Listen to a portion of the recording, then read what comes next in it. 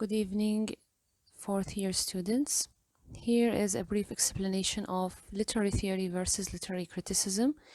If in the previous lecture something was not clear for you, or even for those students who couldn't attend in our Zoom lecture. So in the previous lecture, we discussed two terms, literary theory and literary criticism, and we made kind of a comparison between them. What do we mean by literary theory and what do we mean by literary criticism? In what way they are connected or different or similar? So in a brief, criticism itself, let's just have a brief idea about criticism first. It is an activity that attempts to study, interpret, analyze, and evaluate works of art. So when we criticize, we are taking a certain literary work and we are trying to view different elements, analyze them, study them, and then at the end we will reach to a certain evaluation, or we can say a certain judgment. Okay, this is simply, we can call a very simple definition of criticism, since you are new to this field of study. When you criticize a text, you are giving a judgment or what we call a response. So you are judging a text, and as I told you in the previous years, actually you have already practiced criticism when you were studying poetry, novels, plays. What you are doing actually is you are being kind of, you can say, critics to these texts. You were analyzing them. Sometimes you were studying the life of the author. Other times you analyze certain, let's say, linguistic elements, and then you come up with a certain conclusion at the end. Or we can say, according to what we call here is judgment or a response. So this response, let's say, or this judgment is largely influenced by our past experiences, ideas, and social values. What does it mean? It means that as a person, you have experiences in the past. You have certain, let's say, influences on you based on the society that you live in. These influences could be social, could be religious, could be intellectual. So you have, let's say, ready ideas and experiences in your mind before you start reading any work. So your judgment of a text could be influenced by these past ideas and experiences and social values. Sometimes you are criticizing a work which is written in a different society based on your own social values that belong to your own society. And this could make a difference in your judgment and understanding of a text. Okay, so the mental framework upon which our response or judgment is based is what forms our literary theory. So whatever ideas, whatever experiences, whatever values you bring with you as you are criticizing a text, we call this what? Literary theory. So as if you have your own theory, maybe you are not conscious of that.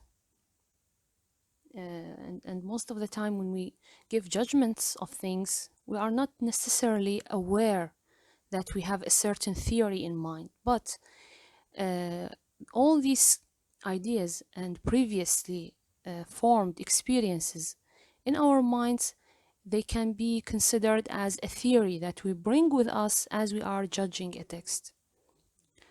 However, we need a well-formed and consistent theory, which is not based on our past experiences and values, in order to reach to a well-organized judgment of a literary text. But there is a problem here. What is this problem? The problem is it is not considered to be a well-organized judgment if we base our judgment on what? On our own theories and ideas. We have to rely on something, let's say, well-formed, something consistent, some theory which has very clear principles and ideas. And based on this theory, we start to make our judgment of a certain text. Okay, so where do we get this, let's say, well-organized theory from? Where can we get such a theory? Thus, some critics devised, some critics, and here we are talking about the people who are specialized in studying literary text and who are specialized in devising such theories. Some critics devised certain theories, and sometimes we can call them methods, tools. يعني هي theory المقصود بها انه الشخص يكون عنده مثل أداة، خلينا نقول، أو منهج معين ممكن من خلاله ينتقد النصوص أو يعطيها فد نوع من التقييم that can help to form a better understanding of a text. Okay, so there are theories, actually there are well-organized theories. Some critics, so what do you mean by that? Let's see what can we understand in details about literary theory. Some critics believe that historical and social concerns must be highlighted in the text in order to be understood properly. In this manner, they are called Marxist. So what does this mean? It means that maybe some critic, as he was trying to apply criticism on a certain text, he thought, or he thinks that, for example, when I want to criticize a text, I should focus on what? On historical and social matters or concerns.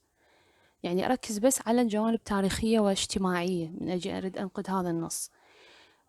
Those who believe in this, they are called Marxist. Why? Because they base their criticism on Marxist thoughts. Which means what? It means that their theory, يعني النظرية اللي يعتمدون عليها جاية منين؟ من الفكر، خلينا نقول الماركسي. أوكي؟ الأفكار الماركسية اللي هي أكثرها أفكار، خلينا نقول، اجتماعية، أفكار تنظر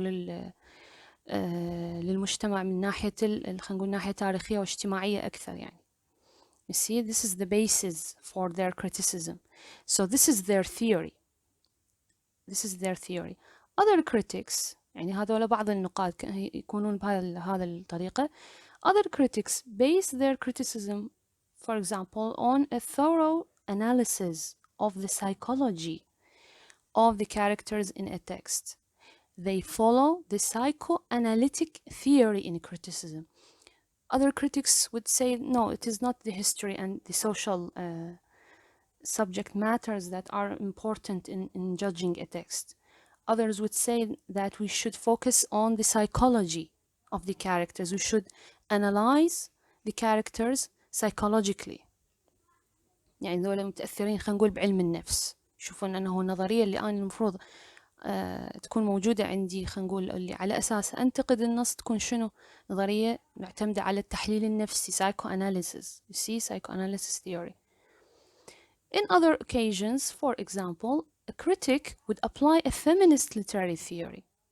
Feminist، تعرفون إذا سامعين بالفيمينست هي النسوية، الحركة النسوية، يعني أكثر شيء يميلون إلى خلينا نقول المسائل اللي تتعلق بالمرأة. A feminist literary theory which investigates a text based on the way females are represented in it.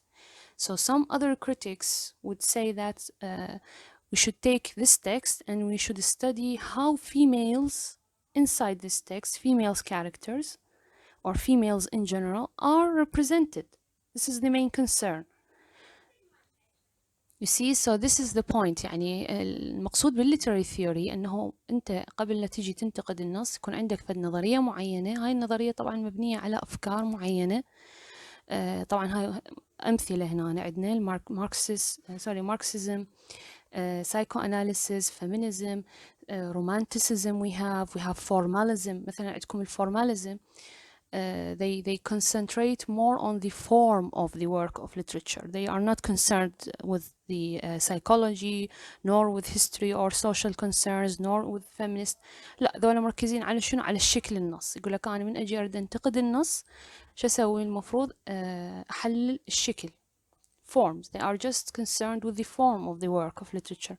Others would, for example, base their criticism on linguistic theories. You see, linguistics. يعني يجيبون هاي النظريات اللي انتم تدرسوها بعلم اللغة وعلى أساسها ينتقد النص. You see? So each time a certain critic bring with him a specific theory, this is what we call literary theory. However, literary criticism is what? Is the application. يعني هو التطبيق العملي. أنت من تقوم بعملية النقد you are what? You are doing literary criticism. You are doing literary criticism while the ideas and thoughts and methods and tools that you bring with you as you are doing this, what we call literary theory. I hope that this is clear for you, the difference between these two terms in criticism. This is just an introduction. Hope that if you have any questions, anything which is not clear for you, to ask me about it, and I hope that in the coming meetings in Zoom that you are going to have more specific and clear lectures. Thank you very much for your listening.